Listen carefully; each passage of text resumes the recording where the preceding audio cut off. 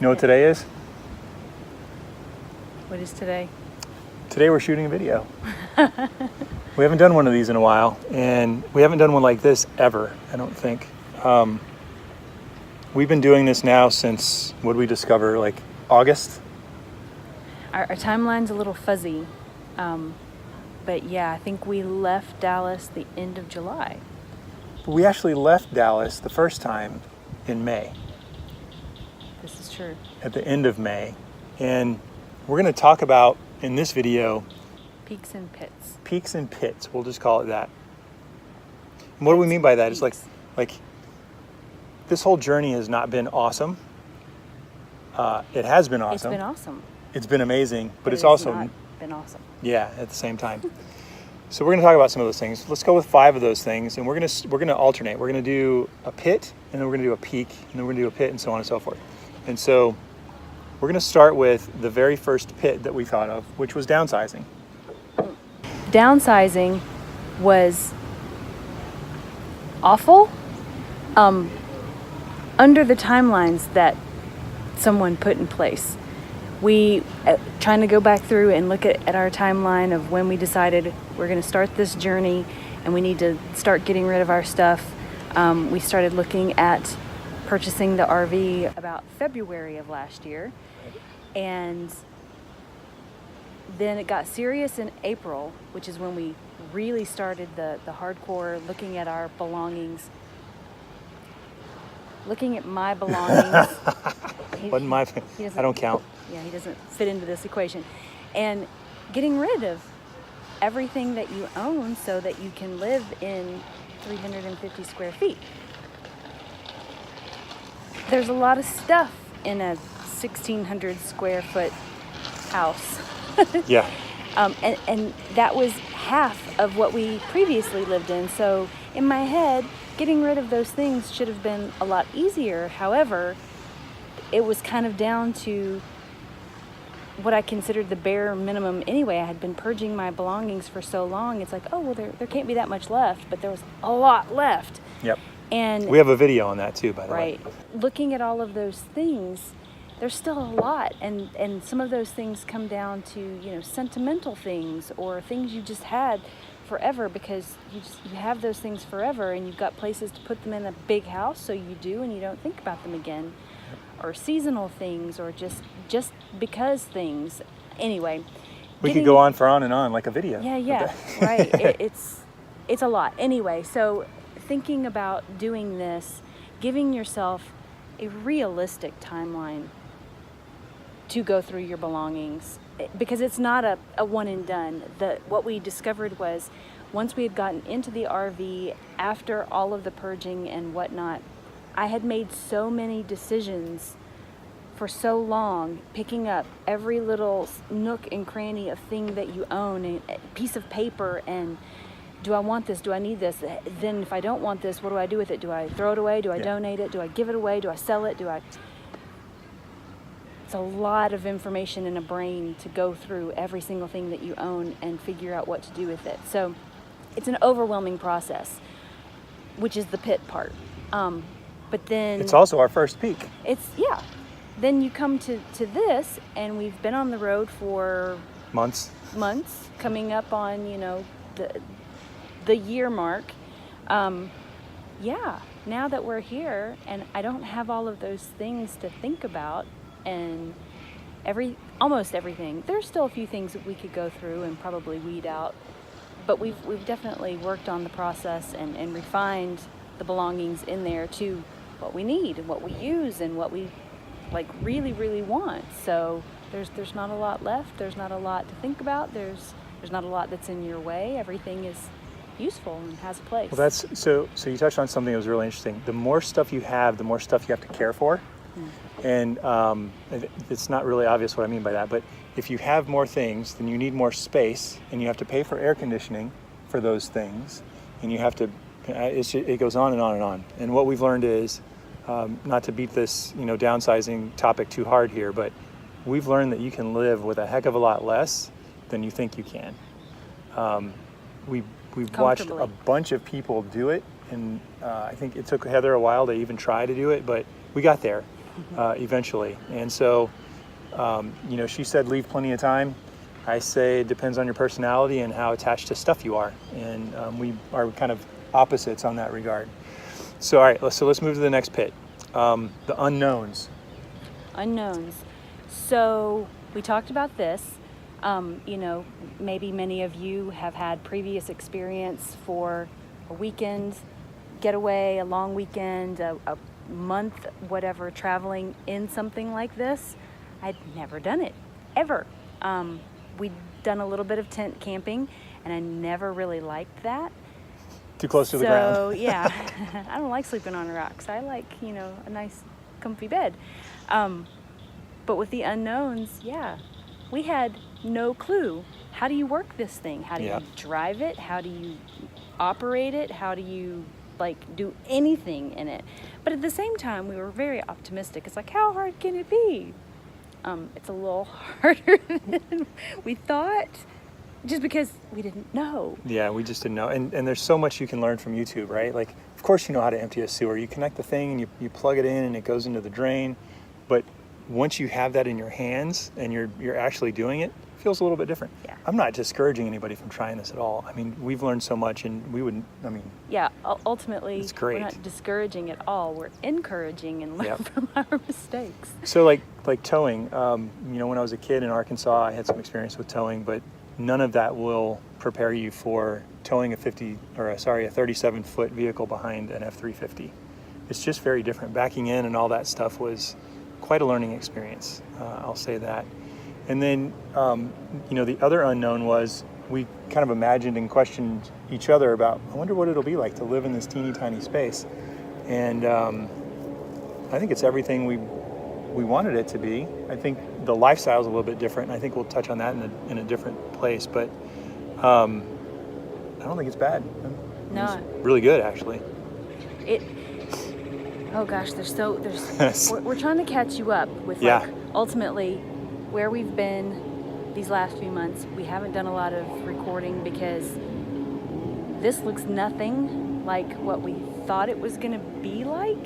Again, an unknown. An unknown, right?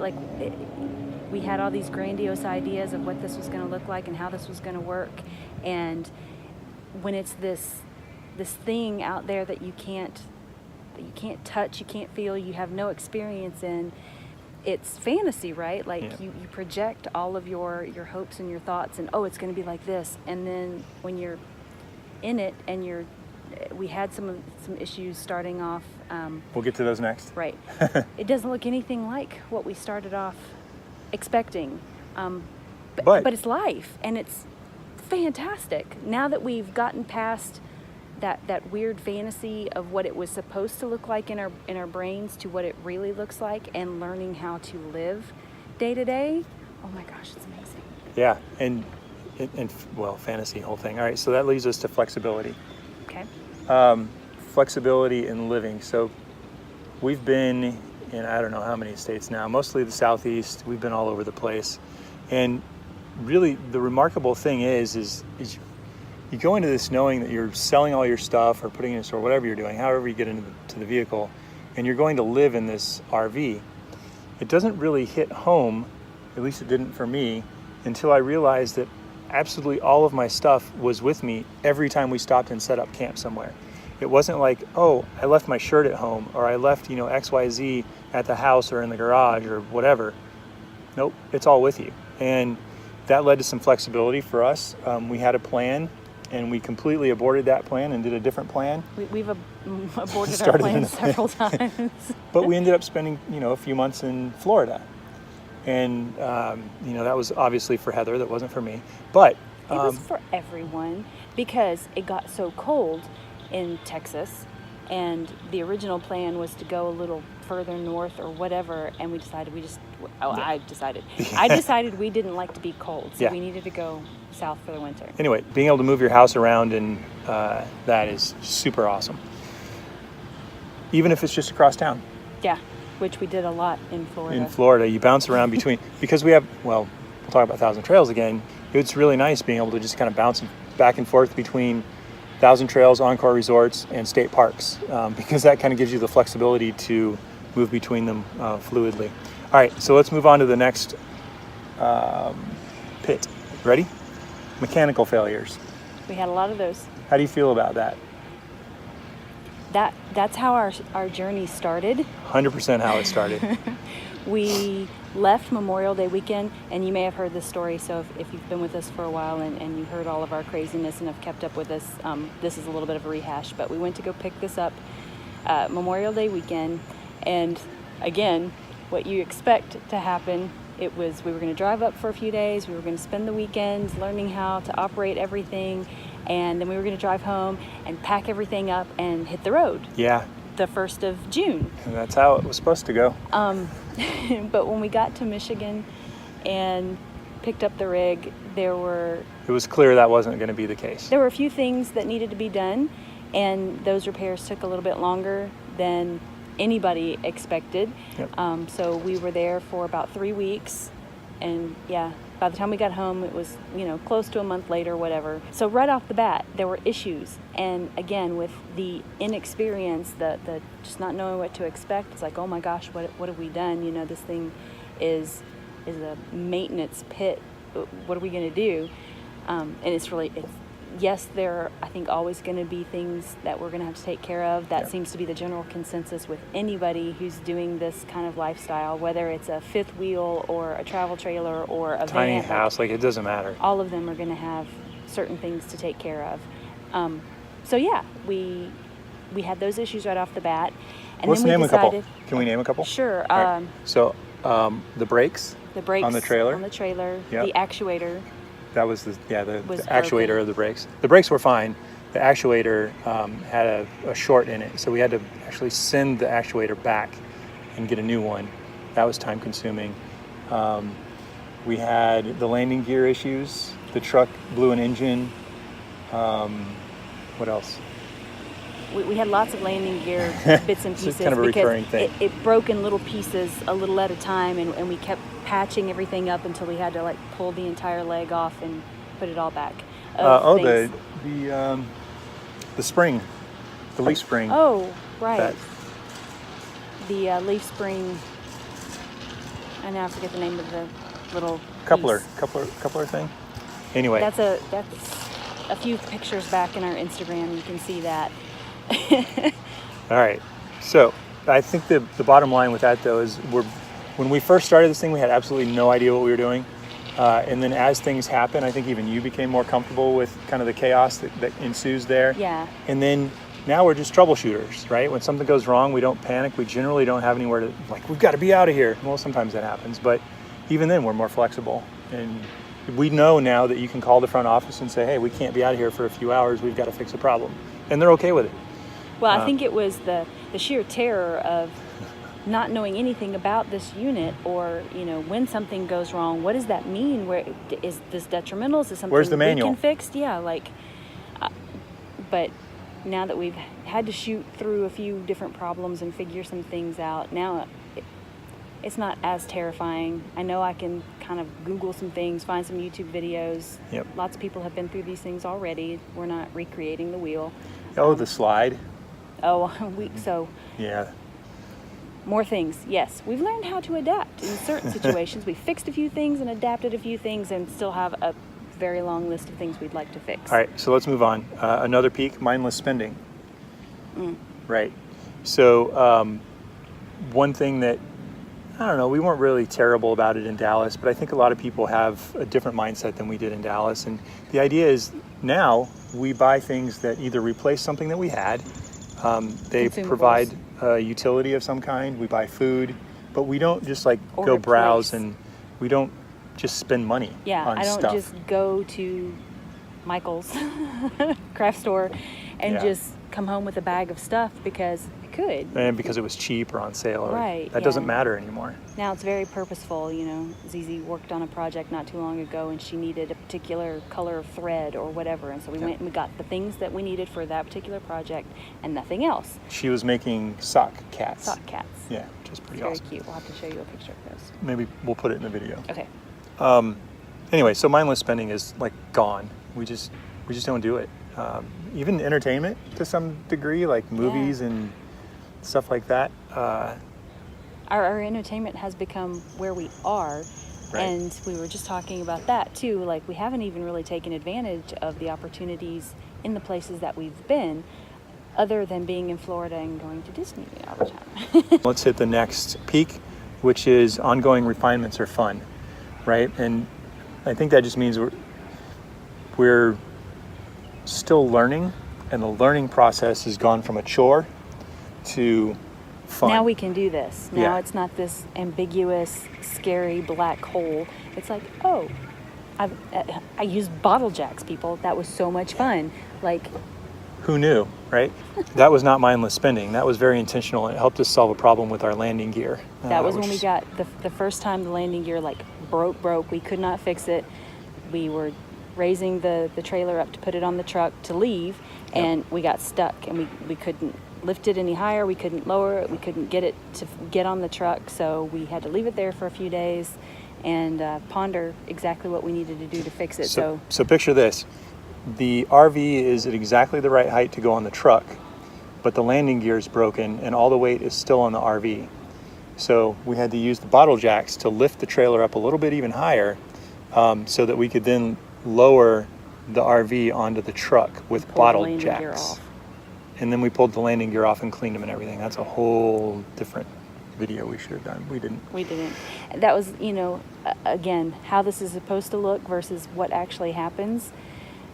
We're going to record all the things that go wrong and yada yada, but when you're in the middle of that thing going wrong and going back to the inexperience and not knowing what to expect, Yeah. we're like in Panicsville going, how do we fix this? How do we fix this? We need to leave, and pulling out a camera and recording that, it just, that was not comfortable. I've not been known to do well under pressure sometimes, but what you just reminded me of, and I think we've done this before, is that I'm the editor, right? So you can record whatever the heck you want, and I can edit out all of the stuff that doesn't need to be You in the heard video. it here. I get to record whatever I want. She He does edits. now. I commit to that right now. You commit whatever you want to record, you can do that. All right, so let's go back to the last pit, and it's something that we could never have anticipated without actually doing this lifestyle, is that drive days are hard.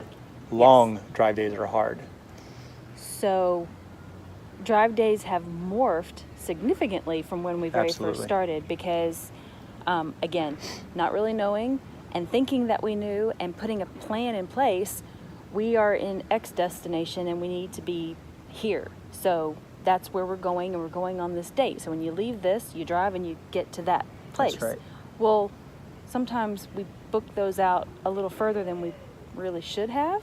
And, Google tells you it's a 2-hour drive, so that sounds great, but at 75 miles an hour, and we're only going 55 miles an hour. That's right. So that drive time doesn't correlate.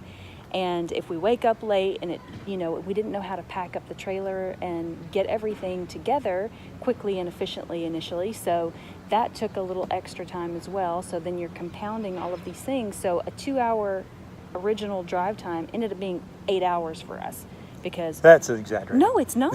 It is not. I would say that a 4-hour turns into 8 hours, no doubt. Like if Google says 4 Early hours, it's going on, to be 8. Because we would stop to get food, That's true, and that's then we'd true. stop to Okay. get gas, and we'd stop to let the dogs out. Like, And we still do that now. So now the plan has changed. yes, The idea is 2 hours, maybe 3. max. And we now anticipate the actual miles per hour we're going to be driving. Since the truck engine got replaced, I've actually been able to drive at the speed limit, and I'm comfortable with that. The tires are all in great shape. We keep them aired up and everything. And so I'm able to drive 60 to 65. I don't go over that, mostly because the gas mileage goes to crap when you drive that fast with a big rig like that. So I keep it at 60, 65, and that's pretty easy to estimate, right? We found a website called Furkot, F-U-R-K-O-T. I did a blog post on some great tools for traveling, and that was one of them. And what it allows you to do is you set your start point and you set your end point. You tell it how many hours per day you want to drive and how fast you're going to drive, and it actually plots stops along the way. And then what I do personally is I don't use any of the recommendations for overnight. I actually just look and use all stays and try to find something in that area. Generally, a state park is what I like. And if there's 1,000 trails around, we'll consider that too. But anyway, point is, long drive days suck. And at the end of those long drive days, we just did a couple of them on purpose.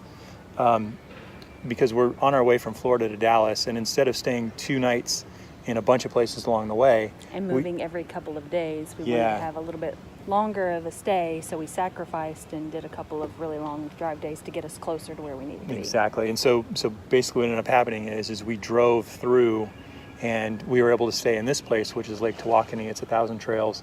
We'll be here 9 nights because we did that. We sacrificed those 2 nights. So anyway, a lot learned there, right? Long drive days are hard, and that's a pit, but it's also a learning experience. And now we've kind of got the process refined. Well, and long drive days are hard when they're every other day, every 2 days, because it just feels like you're constantly in the car. Robin. You're constantly in the car. In the position. Right? Yeah, like just driving. And I lost my train of thought. Because of the bird. Sorry about that. That's okay. Anyway, about drives. So one of the things we realized is even though it's a 2.5 or 3-hour drive, we've started listening to audiobooks, and that's been a kill the time. Great way to pass the time. Consider that, especially if you have a family and there's some entertainment options there, right? That's pretty cool. All right, let's hit the last peak, and then we'll shut this thing down and wait for the mosquitoes. Sharing the process. So we haven't done a great job of that. We could do a lot better. This is kind of our reckoning and saying, you know what, we can do this. It doesn't have to be perfect. We don't have to be beautiful. We don't have to actually be in the mood necessarily, right? Like, I was kind of cranky coming out here, but now that we're in it, I feel pretty good about it. But I think part of this is we've been suburbanites for years and years and years and years.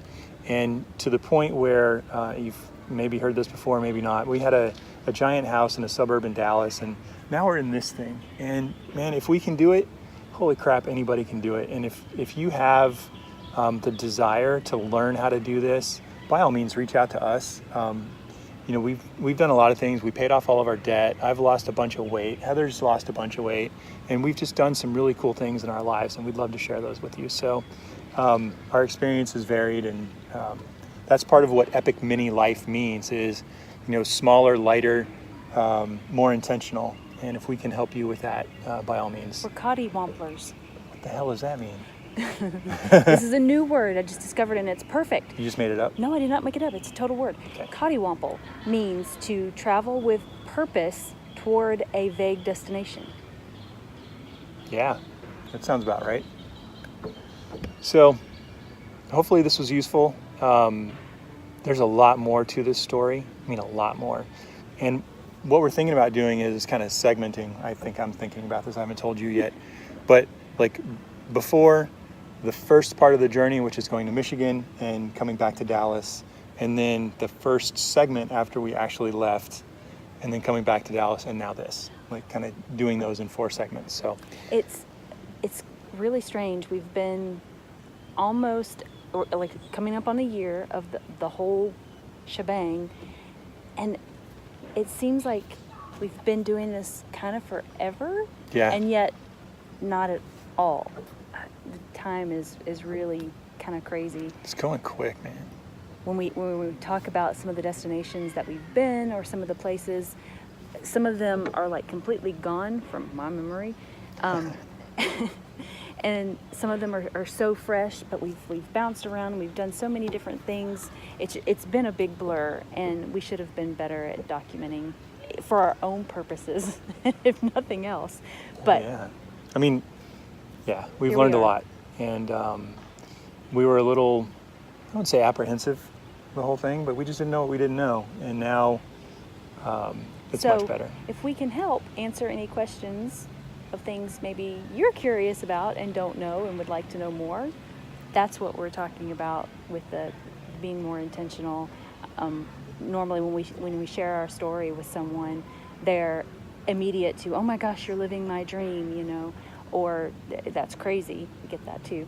But more than not, it's, oh my gosh, that sounds amazing, and we would love to do that. So we understand that doing this isn't necessarily for everyone. People have kids in school and jobs that keep them in a certain place, and a myriad of other reasons. We had the opportunity to do this, and we couldn't let that go. I mean, we couldn't just let that slip by without, we would have wondered forever, oh my gosh, what if we would have done blah, blah, blah.